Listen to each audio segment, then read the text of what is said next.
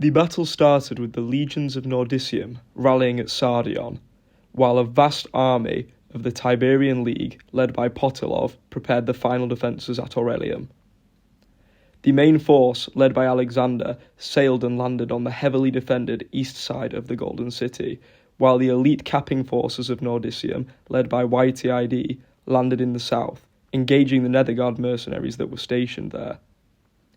The larger force initially saw major success, pushing Redfu, Potilov's commander, all the way back to the inner gank defences of Aurelium.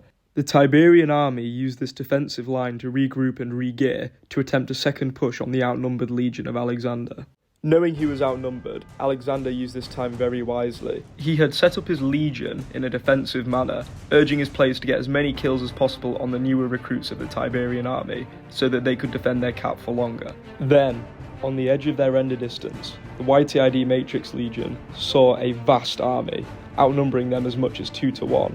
However, Alexander, reassured of players in his ranks such as ZHH, PGI-56 and Person X, told his small army to hold the cap and fight until the end. The fighting was fierce, the numbers of Redfu's host being matched by Alexander's hardened PvPers of the Battle of Krastig. Many players on both sides fought well. The Tiberian army contained players from groups such as Praela, Potilov, Vladistan and Tyre Hill. Many Stoneworks historians believe a stalemate here would lead to a Tiberian victory, with their numbers grinding down the Nordician legion. Many of the new recruits of Potilov fell in the fighting, players like ZHH and Emperor Alexander himself gaining many kills. However, the weight of the Tiberian force pushed back the legion. Alexander sent messages to YTID's capping division informing them that they were hard-pressed and that given enough time, they would surely dwindle in numbers and be unable to defend their cap.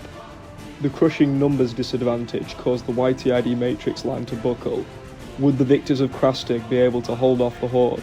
Alex commanded his retinue to push, believing in his partner's ability to come and assist him in defeating his opponents.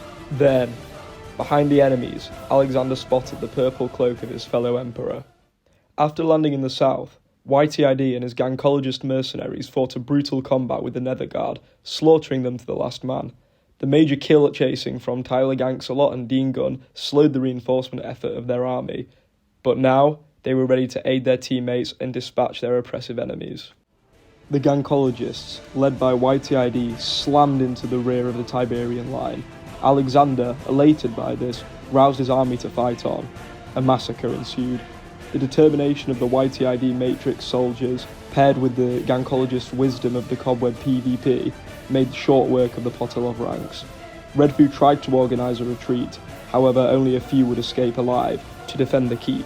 In the rout, over 60 points from kills were massed, proving the cutthroat nature of the legions of Nordicium. What remained of Potilov's army tried to do a last stand in the keep, where they defended very valiantly. However, YTID placed the final victorious cap on top of the building, cementing a historic win and the liberation of Aurelium. Now, we'll go over why this battle was so important. Firstly, battles are no longer just about numbers. YTID and Matrix are both PvP groups and use that skill to bridge the numerical gap between the two forces and eventually win the battle.